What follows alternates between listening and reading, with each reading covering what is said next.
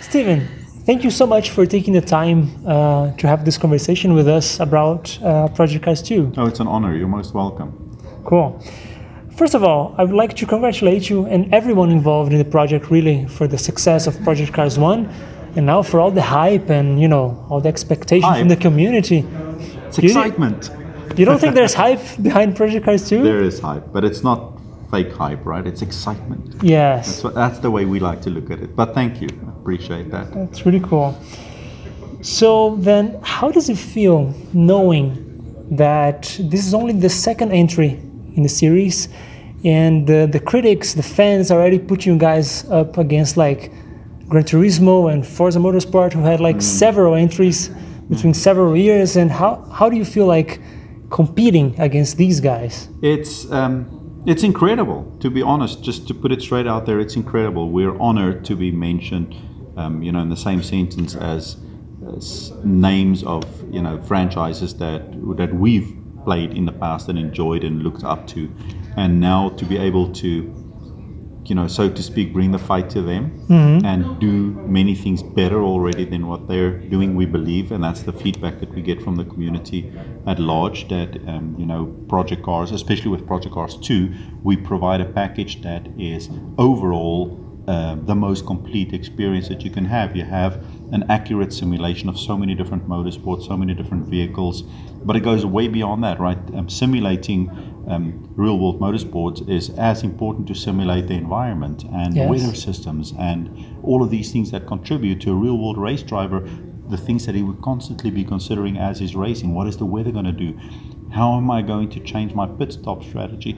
Most of the guys that we're competing with don't even do pit stops. They show it in their trailers, but there's no pit stops in the game, right? And it's such a critical and vital part of real-world motorsport. Qualifying, you know, having that battle out there and trying to get a good pole so that, you know, or a good grip position if you can get on pole. All of it makes motorsport such a deep and engaging and strategic play. Sure. And not including that, you're just like missing so much of what makes motorsport engaging and fun, right? Of course. And we as spectators who watch things like Formula One and all of this different motorsport, you know, you're as engaged watching the qualifying as what you are with the race. So how other games are just like completely ignoring that aspect is a little bit beyond me. And that's why our key approach, as it was with Project Cars 1 and still with Project Cars 2, is it's all optional. If you don't want to do that, then you don't. Right? You just turn it off. If you want to do it, it's all there. And that extends to so many things that we focus on, like, you know, all the way down from details like how much the cockpit shakes when you're driving, what field of view you want to use. And that's all optional, of that's there. It's all customizable. optional. You can customize it. You can change it and you can change the field of view based on which view you are in. So you can say, I want a field of view of 70 when I'm in hood view, but when I'm in cockpit view, I only want it at 65. When I'm in chase cam, let's make it 100. That's very handy. All of that is there, and you can change it how you want it. We set it up optimally, what we believe is optimal by default. But then there are things like I mentioned with practice and qualifying and all that, but it goes beyond that. It's into things like the duration of your career sessions. Like now in Project Cars 2, you can, when you select which motorsport you're going to participate in, you can select how long you want the season to be. So by default, a full season would say be 10 rounds, but you can say, I don't have time for that, so I'm just going to do it in short mode, and it's going to be like a 4 round. Let's go to the other extreme. You're a simulation fan. You really like your hardcore sims. In Project Cars 2 now, you can go and enable formation lap. So you start off and you drive the formation lap yourself. So you get to warm up your tires, you do the whole thing. You then go into your rolling start, manual control. You can set your victory lap up to be manual control. So when you cross the finish lap, the cool down lap, so you can do that. You do the cool down lap, show off a bit, I won the race. You have to drive the car back to the pit. You can have full manual pit control. So you drive into the pits and you have to drive the car down the pit lane, find your pit spot, park the car. I was just trying that right now. It's trickier than it sounds, man. Yeah, it is. Because in some other sims, you have like a red box where you should stop. Yeah. And it's kind of, it's easier than it looks. Like if you park a little bit here, all right. So I parked a little bit behind than the, you know, I forgot we call it pirulito, you know, like the pit box. Yeah, I know, but the guy with the... Oh, with the lollipop. Yeah, the lollipop, yes. So I parked a little bit behind it, nothing. I was like, oh man. But an important point in what you just said is we also have that as an option. If you want to have a helper, so let's take pit stops as an example. You can put it fully automatic. So when you pull into the pit lane, AI takes over, it drives the car like we had in Project Cars 1, it stops the car and it does the whole thing.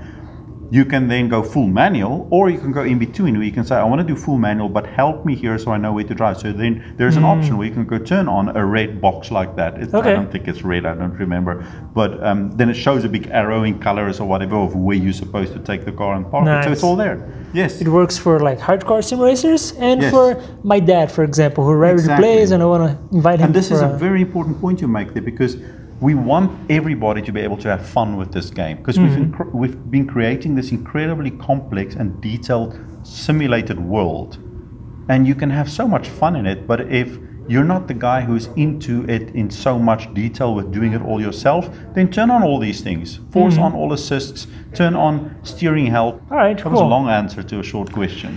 We read a little bit, of course, but that's cool. So now, just a really quick question, and then I have a secondary one.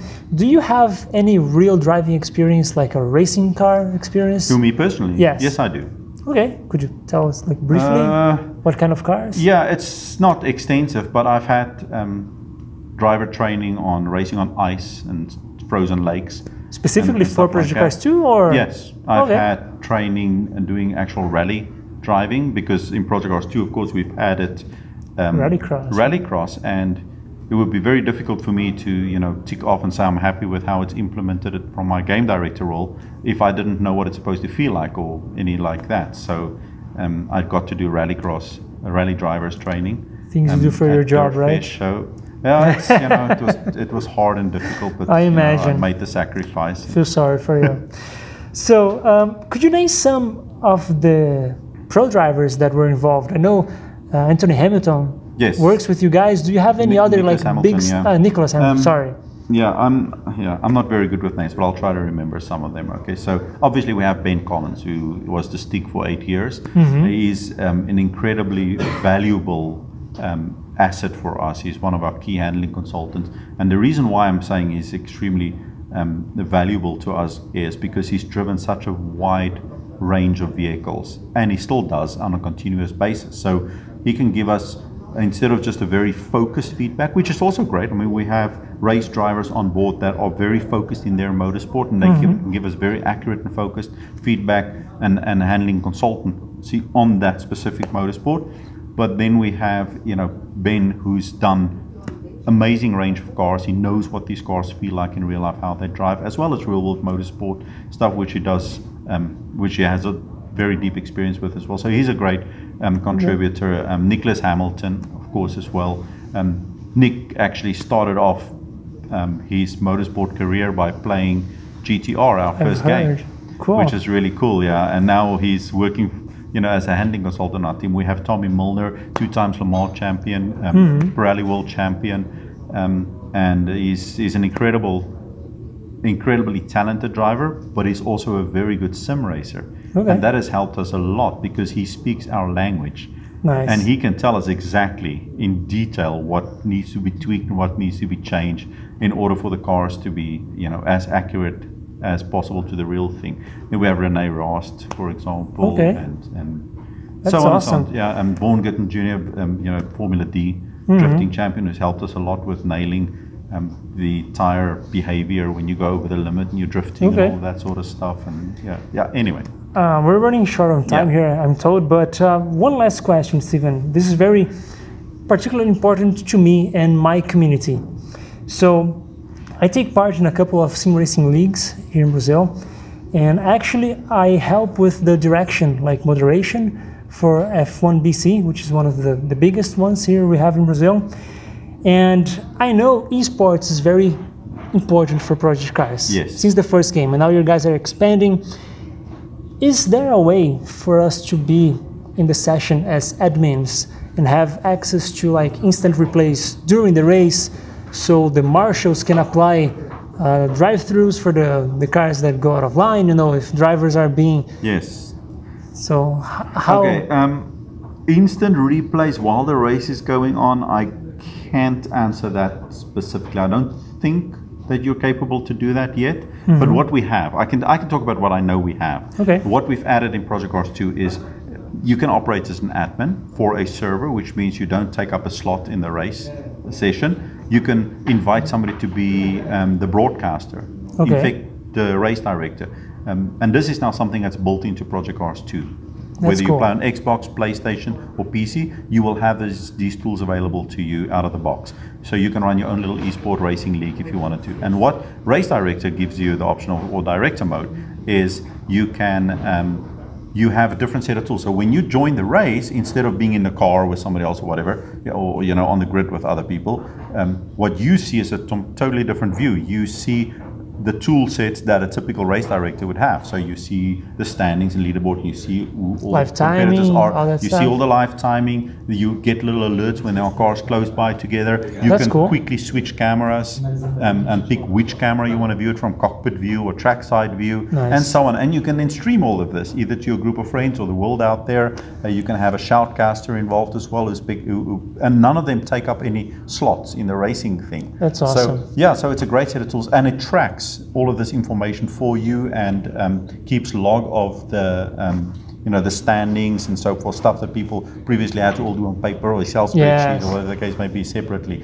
So there is a chunk of support for this that we will have at release. There's more coming later on. I don't want to go into any level of detail of what we're planning to do post-release, but short to say that we're not stopping here. That's cool. There's more to come. But awesome. Yes, as an esport franchise, Project Cars is right now the biggest racing franchise in esport, and we will do everything we can to support that growth and keep it going stronger.